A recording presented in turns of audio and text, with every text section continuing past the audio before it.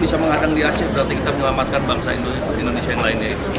Jadi saya sudah minta dukungan dari stakeholder terkait, Pak Panglima, termasuk Pak dari Danlanal, Bustama, dari Pak Kabinda juga, untuk sama-sama kita bersinergi.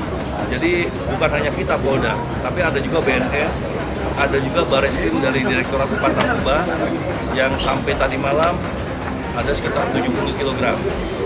Dan beberapa hari yang lalu itu ada sekitar 165 kg untuk beserta senjata apinya. Nanti akan dirilis di Bareskrim nanti.